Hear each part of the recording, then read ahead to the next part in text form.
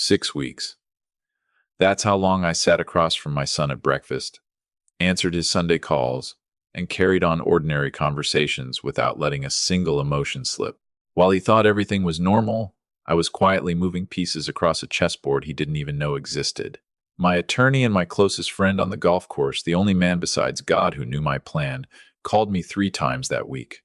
"Paul," he said, lowering his voice, "this is either the smartest move you've ever made, or the one that destroys your relationship with Derek forever. There won't be anything in between." I didn't hesitate. There hasn't been a middle ground between us in 4 years, Ryan. I'm just the last one willing to admit it. Ryan Baker wasn't a man who ran out of words, but that day he did. His silence told me everything I needed to know. My name is Paul Herman. Before I tell you what my son did at that dinner table, and before I tell you what happened during the next 23 hours, you need to know about Norah Walker. Without Norah, none of this will make sense.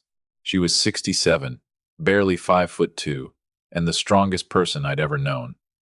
We met 20 years earlier at a business conference in Chicago. She stood on stage as the keynote speaker. I sat in the third row. I walked into that room thinking I understood money. I walked out realizing I understood almost nothing. Over the years, she became my mentor, then my closest friend, and eventually the one person whose judgment I trusted above anyone else's. 8 weeks before that dinner, pancreatic cancer took her. Diagnosed in October, gone by January. During her final weeks, she stayed in a hospital bed at her daughter's home in Evanston, and every Tuesday I drove there to see her. The last real conversation we had, she was propped against 3 pillows, tugging at the oxygen tube because she hated how helpless it made her look. She fixed those sharp brown eyes on me and said, "You're going to have to make a decision about Derek soon." Not the easy decision, the real one. I nodded. "I know." She didn't blink. "You've been subsidizing a grown man instead of raising one. There's a difference, and he's almost out of time to learn it." She was right. She usually was. Derek Herman was my only son, 31 years old, 6 feet tall. He had his mother's jaw and my stubborn streak.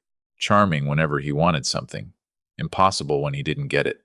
He carried himself like every room belonged to him. The truth was, I'd spent most of his life making sure it did. Over 31 years, I'd handed him almost everything. I paid every dollar of his college tuition, not because he'd earned a scholarship, but because I could afford the check, and I wrote it without thinking twice. The Clover Ridge house was another one of those gifts. 3 bedrooms in a neighborhood where property values climbed almost every month. Derek had talked about putting down roots, and I wanted to help him build a future. Before that came the car in 2018, co-signed without a second thought. Then the business he started with a college friend in 2021. I invested $22,000, and when it folded 6 months later, I never asked where the money went. Looking back, I realized I hadn't just been giving my son opportunities. I'd been giving him permission to believe the ground beneath his feet could never disappear. No matter what decision he made, no matter how badly it turned out, he believed I'd always be one phone call away with another safety net. I hadn't raised a man who could stand on his own. I'd raised one who expected someone else to keep him standing. That wasn't Derek's burden alone. It was mine. But if either of us was ever going to break that pattern, I couldn't rescue him again. That was the real reason for the dinner. I'd been planning that Saturday night for 6 weeks, ever since the phone call that finally changed everything. It came on a Wednesday afternoon in March. Derek didn't ask how I was doing. He didn't call to visit. His voice was flat, almost bored. "I need $40,000, he said. A real estate deal went sideways.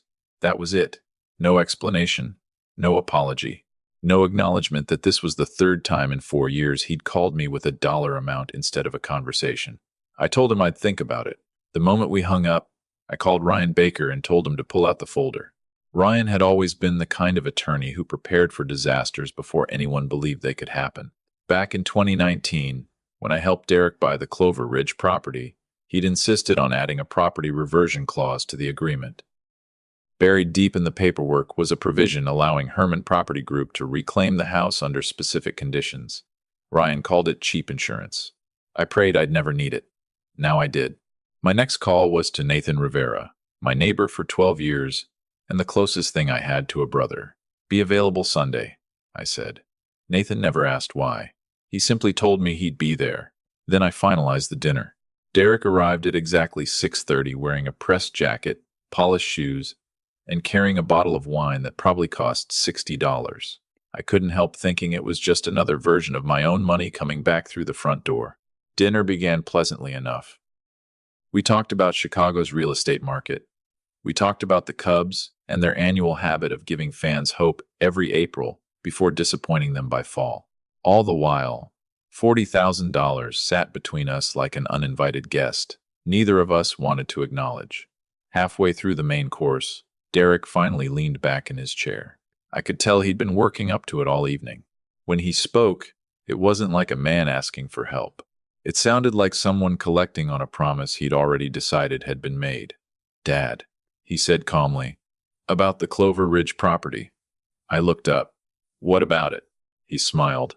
"I've been thinking. The house is already in my name. I should be able to use the Clover Ridge house as collateral without running every decision through Herman Property Group," Derek said. "It's my house." I set my fork down and looked at him. "Is it?" He frowned. "What's that supposed to mean?" "It's a simple question. Is it really your house?" His jaw tightened. "My name's on the deed." I nodded. "Your name is on the deed because I put it there, just like your name was on the car. Just like your name was on that business loan. Just like your name would have been attached to another $40,000 if I'd said yes on Wednesday." Derek slowly laid down his fork. "So that's what this dinner is." "No," I said calmly. "This is the conversation we should have had 3 years ago." I've replayed the next few seconds more times than I care to admit.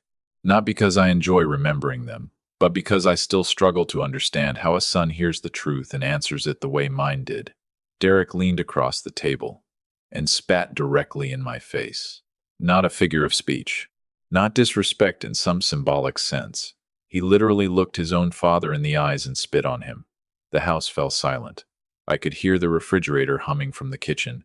Derek pushed back his chair, muttered something I never actually heard, turned, and walked out. He didn't slam the door. He closed it gently, as if he'd just finished an ordinary dinner. Somehow, that hurt even more. I stayed in my chair without moving. I didn't wipe my face. I wanted to remember exactly how that moment felt, because I knew there would come a day when I'd be tempted to forgive it too quickly. I wasn't going to let that happen. A minute later, I picked up my phone and called Ryan Baker. He answered on the first ring. "Do it," I said. "Everything starts tonight." There wasn't a second of hesitation. Understood. Sunday morning arrived at 6:47, and I slept better than I had in years. Strange as it sounds, peace comes the moment you stop waiting for someone else to change and finally make your own decision. I'd spent 6 weeks preparing for that dinner. Now it was over. The first move had been made. I ground fresh coffee beans, brewed a full pot, and stood at my kitchen window watching the neighborhood wake up. Sprinklers clicked across green lawns. Dog walkers exchanged lazy waves. A teenager struggled up the hill on his bike, looking personally offended by gravity itself. It was a perfectly ordinary Sunday. The only difference was that, somewhere across town, my son was about to discover his life had changed overnight. My phone showed 22 notifications. I opened only one. It was from Ryan, sent at 2:14 that morning. "It's done. Property reversion filed. Financial holds are in place. He'll wake up to nothing. Are you absolutely sure?" I stared at the message for a moment before replying. I've never been more certain. Then I turned the phone over, finished my coffee, and made myself breakfast. Later, my daughter Leah filled in the rest of the story. She'd heard it from Derek's friend, Mark Sanchez. After leaving my house the night before, Derek drove home, fueled by nothing but anger and wounded pride, convinced the worst part of the evening was already behind him. He had no idea Sunday morning was only the beginning. Later, I learned exactly how Sunday morning unfolded. Leah heard it from Derek's friend, Mark Sanchez. After leaving my house, Derek spent the drive home tearing me apart over the phone. For nearly an hour he painted me as the villain, because anger is much easier than accountability.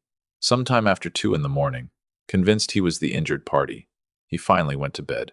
He woke around 9, grabbed his phone without even getting out of bed, and opened his banking app. His balance didn't say low. It didn't say overdrawn. It showed 0. A gray lock icon sat where his available funds had always been, along with a customer service number that couldn't help him. He called the bank immediately. They explained that the account had been suspended at the request of the primary account holder and could only be restored by that person. The primary account holder was me. He wanted to call me right then, but pride can keep a man standing long after common sense has left the room. Instead, he called Mark. Within the hour, Mark was sitting across from him in the kitchen of the Clover Ridge house, the house Derek still believed belonged to him. Mark pulled up the county property records on his phone. Ryan Baker's filing was already there. Official. Final. Impossible to argue with. A little later, Mark stepped outside and called my daughter Leah. "Your brother hasn't moved," he told her quietly. "He's just sitting at the kitchen table, staring at nothing." I knew that silence. I'd seen it once before on my own father's face after his business partner emptied their joint account and disappeared. It's the silence that comes when everything you thought was solid suddenly gives way beneath your feet. Derek stayed in that kitchen for almost 2 hours. By noon, he'd called me 4 times. Every call went straight to voicemail. It wasn't simply punishment. Norah had warned me about this from her hospital bed, even when every sentence stole another breath from her. "Don't rescue him too quickly, Paul," she'd said. "The lesson lives inside the discomfort. Take that away, and you take away the lesson." So I let the phone stay silent. I let him sit alone with the consequences he'd spent years avoiding. Around 2 that afternoon, Nathan Rivera knocked on my door, carrying a glass dish full of homemade tamales and the expression of a man determined to keep his opinions to himself. "You eaten yet?" he asked. Before I answered, he was already warming the food in my kitchen. We sat at the same dining table where, less than 20 hours earlier, my son had crossed a line neither of us could uncross. We ate without saying much. "Nathan makes the best tamales I've ever had, and that's one thing I've never argued with." Finally, he broke the silence. "Derek called me this morning." I looked up. "What'd he want?" "He asked if I knew anything about the property filing." "What'd you tell him?" Nathan shrugged. "I told him that was a conversation he needed to have with his father." He took another bite before speaking again. "He said you've never really understood him, that you've always needed to control everything." I nodded, but said nothing. Then Nathan added, right before he hung up, he said he didn't know where else to go. That sentence landed harder than I expected. I didn't let it show. I'd had 58 years of practice hiding what I felt. But deep inside, something shifted. For the first time in a very long while, Derek had reached the edge of the safety net and discovered there was nothing left underneath. Nathan looked at me for a long moment before speaking. "He's 31, Paul." I nodded.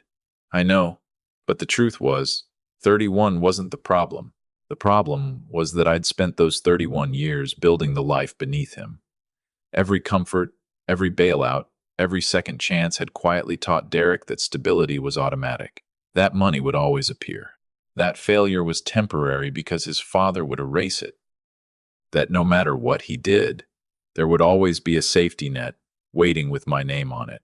I hadn't just supported my son, I had convinced him the world owed him the same protection I did. That wasn't entirely his fault. Half of that belonged to me. But if he was ever going to become the man I'd hoped he'd be, I couldn't carry him another step. That had been the purpose of everything I'd done. I looked across the table at Nathan. Norah told me this would be the hardest part. He didn't ask who I meant. He'd met Norah a couple of times and understood exactly what kind of person she was. Some people leave memories. She left permanent fingerprints on the people she loved. "Was she right?" he asked. I nodded slowly. This is the moment that matters. The moment a man stops blaming everyone else and finally starts counting his own mistakes. At exactly 6:23 that evening, 23 hours and 4 minutes after Derek walked out of my house headlights, swept across my front window, the truth was, I'd been standing by the door for almost 10 minutes already. I took out my phone, pressed record, slipped it into my breast pocket, and rested my hand on the doorknob. Whatever happened over the next few minutes would answer the only question that still mattered. When all the excuses were gone, who was my son, really? I opened the door. Derek looked nothing like the man who'd left the night before. The expensive jacket was wrinkled. His shoulders sagged. His confidence had disappeared somewhere during those 23 hours. His eyes were bloodshot, not from tears, but from the kind of sleepless nights spent replaying every bad decision until sunrise. I said nothing. I simply waited. Dad, his voice cracked on the very first word. I need to talk to you. The recorder kept running inside my pocket. Then talk, I said. He did. For the next 40 minutes, Derek spoke more honestly than he had in years. There were excuses. There was backtracking. Twice he started apologizing before fear pulled him back into justification. But underneath all of that noise was something I'd never heard from him before. Fear. Not fear of me. Not even fear of losing the house or the money. He was afraid of facing the man he'd become, once everything I'd spent years protecting had disappeared. About 20 minutes into the conversation, after we'd moved into the living room, Derek finally stopped looking for another excuse. He sat on the couch, while I remained standing across from him. He lowered his eyes and said quietly, I've been taking from you for years. I know that. I've known it longer than I wanted to admit. I just kept telling myself it was different because you're my father. Like, somehow that made it okay. I held his gaze. Did it? He stared at the floor. No. I let the silence stay exactly where it was. For the first time in a long time, Derek wasn't arguing with me. He was arguing with the truth. Derek, I said, I want to show you something. I walked to the old oak desk that had followed me through every office I'd ever owned. I bought it secondhand in 1993 for $60, and I'd never found a reason to replace it. From the bottom drawer, I pulled out a thick folder, organized with tabs and years of records, then set it on the coffee table in front of him. He stared at it but didn't reach for it. Open it. Slowly, he did. The first page was a spreadsheet. 11 years of numbers. Every gift, every transfer, every loan I'd quietly covered without asking for repayment. The Clover Ridge house at its current market value, the car from 2018, the credit card balances I'd paid off without mentioning them, the $22,000 I'd invested in his failed business and never brought up again. At the bottom of the page, highlighted in yellow, was one number, $614,200. Derek didn't speak. He just stared at it. I'm not showing you this to embarrass you, I said. I'm showing you because you've spent years treating something enormous like it was ordinary. He turned the page. There it was, the Clover Ridge Agreement, paragraph 14, the property reversion clause Ryan Baker had insisted on, including back in 2019. Derek's signature sat neatly at the bottom of the page. He'd signed it without reading a word. I watched the realization spread across his face. This hadn't happened overnight. It hadn't been an emotional reaction. The protection had always been there. You planned this, he whispered. Yes. The dinner. You set me up. I shook my head. No. I gave you the chance to show me who you were. Every decision after that belonged to you.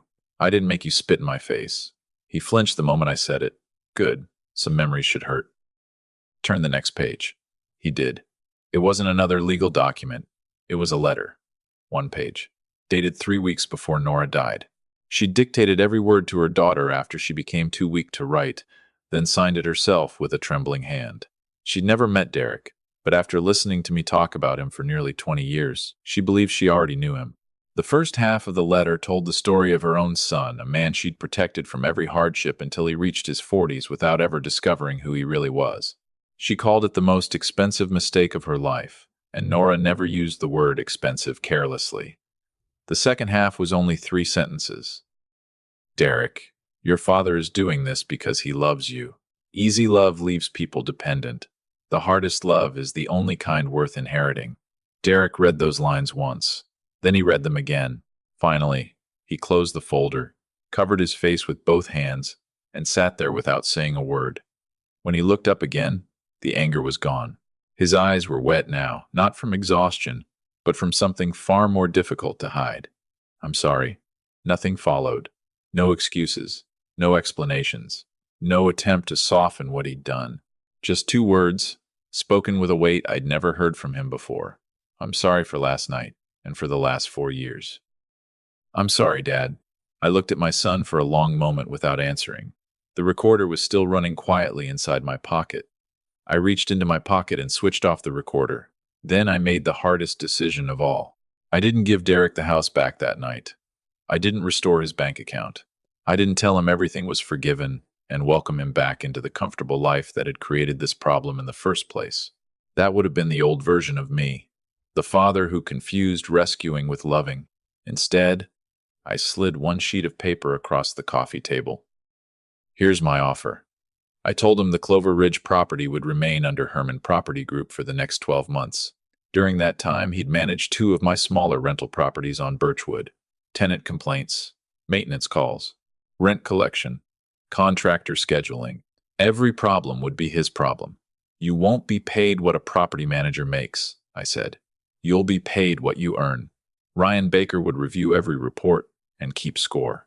At the end of 1 year, I continued, we'll sit at this same table and decide whether you've earned the house not because you're my son, but because you've become the man who can keep it. Derek sat quietly, reading every line. For just a second, I saw the old instinct return, the urge to negotiate, to find a shortcut, to look for leverage. Then it disappeared. He let it go. That was new. He looked up and nodded. Okay, he said softly. Yeah, okay, Dad. I stood and held out my hand. Not a hug. We hadn't earned that yet. Some moments deserve honesty more than comfort. He took my hand, and we shook on it like two men making a real agreement. 6 weeks later, Mark Sanchez's Phoenix real estate deal collapsed. Derek heard about it through mutual friends. Nathan later told me Derek's only response was, "That's rough." Then he changed the subject. No panic, no jealousy, no blaming the world, just acceptance. In May, Derek handled his first tenant dispute on Birchwood: a leaking ceiling, a contractor who never showed up, and a frustrated tenant named Mrs. Okafor, who made sure everyone within 50 feet knew exactly how she felt. He solved the entire mess in 2 days. Afterward, he called me. "She's happy now," he said. "Turns out it wasn't that complicated. I just had to show up." I smiled after we hung up, though I never told him. June brought another problem that he fixed in a single day. July brought a complete tenant turnover. He coordinated the contractors, the cleaners, the inspections, and the new lease himself. A week later, Ryan Baker called me. "Your son's actually pretty good at this," he admitted. I smiled again. "I know." Ryan laughed. "How?" "Because for the first time in his life, I watched him earn something." By September, Derek had saved enough from his property management income to buy himself a used 2019 F-150. No cosigner, no loan from me, no safety net, just his own money. He called me the day he brought it home. "It's got a dent in the passenger door," he said. "Does it run?" I asked. "Perfect. Then you've got yourself a good truck." He laughed. This time it wasn't the polished laugh he used when he wanted something. It was effortless, honest, the sound of a man who no longer needed to perform. That laugh alone made every difficult decision worthwhile. 1 year later, on the same Saturday evening, we sat at the same table in the same kitchen. Derek arrived at exactly 6:30, just as he had the year before. But this time he wasn't carrying an expensive bottle of wine bought to impress me. He brought a 6-pack of good beer because that's what he actually felt like bringing. His jacket was wrinkled. His boots were dusty. He looked comfortable in his own skin, instead of trying to convince the world he belonged in someone else's. Over dinner we talked about Birchwood, about Mrs. Okafor, who had somehow become one of his favorite tenants after their rocky beginning, about his dented F-150 that had already logged 40,000 miles, and about the Cubs, who were once again giving their fans just enough hope to keep believing. That night we talked about more than property. We talked about Norah. I told Derek stories I'd never shared with anyone, lessons she'd taught me, mistakes she'd helped me survive, the way she could see through people without ever judging them.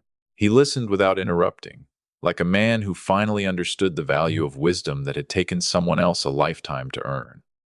Around 8 o'clock, I walked over to my old oak desk, the same $60 desk I'd bought back in 1993, and pulled out another folder.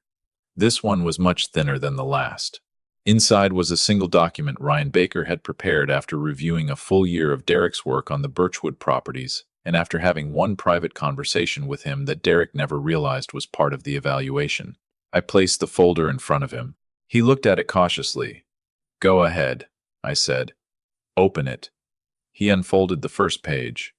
It was the new deed for the Clover Ridge house. Full ownership, transferred from Herman Property Group to Derek James Herman. No conditions. No hidden clauses. No reversion rights. This time the house was his forever. Not because I was giving it to him, but because he'd earned it. Derek read the document twice before laying it gently on the table. His hands rested on top of it, as if he was afraid it might disappear. When he looked at me again, his eyes filled with tears. Not the desperate tears of a man watching his life collapse, but the grateful tears of someone who finally understood the price of receiving something honestly. "Dad," he whispered. "You did this." I shook my head. "No, I handed you a house once. This time, you earned one. That's the difference. And now you know what that difference feels like." He nodded, unable to answer. "There's one more thing," I said. "Look at the last page." He turned it over. It wasn't another legal document.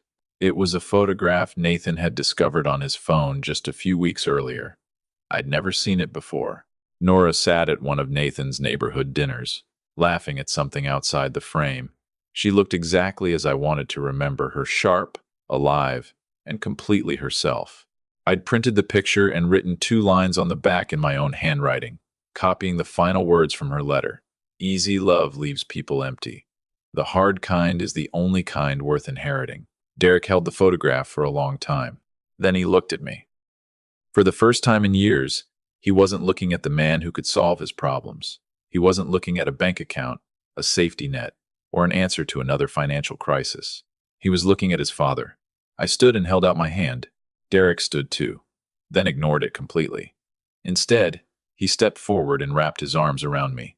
It wasn't the quick, polite hug people exchange because they're expected to. It was the kind that carries years of regret, gratitude, and forgiveness all at once. I hugged my son back and thought about Norah lying in that hospital bed, tugging at the oxygen tube because she hated needing it, telling me there was no middle ground left between Derek and me. She'd been right. She'd been right from the very beginning. The following Monday, Ryan Baker called. "The transfer's complete," he said. "Everything's official." After a brief silence, he added, "Most people never get to find out this quickly whether a risk like this was worth taking." I smiled. "It wasn't a risk." Ryan laughed softly. "A year ago you would have disagreed." "A year ago," I replied, "I only saw the man my son had become. I never stopped believing in the man he could still be."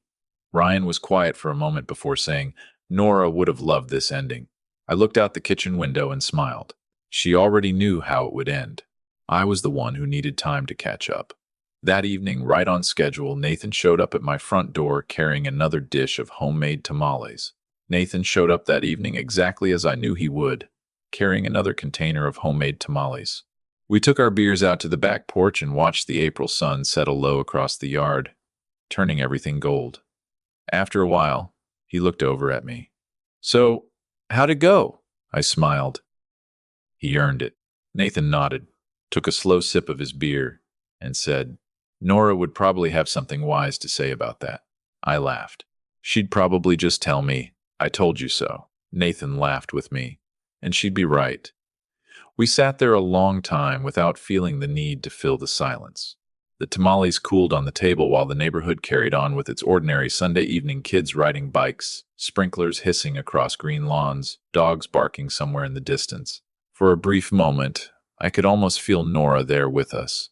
Not as a ghost, not as some dramatic miracle, just the quiet comfort of someone whose influence never really leaves. I could almost hear her amused little laugh, the one she always gave whenever life unfolded exactly the way she'd predicted. Derek manages 4 properties now. 3 belong to me under a formal management agreement Ryan Baker drafted after Derek negotiated every line himself. That was my favorite part. He didn't ask for favors. He negotiated based on what he'd earned. Last fall, he traded in the old F-150 with the dented passenger door for a newer truck. But he still tells people about the dent. He says it reminds him that the price of something and its value are rarely the same. Every Sunday afternoon, my phone rings. It's always Derek. We don't talk about money anymore. We talk about work, baseball, life, and whatever happened that week. Last Sunday, he called to tell me about a young woman renting her first apartment at Birchwood. She'd spent nearly an hour asking questions about the lease because she was nervous about signing it. She reminded me of myself, Derek said.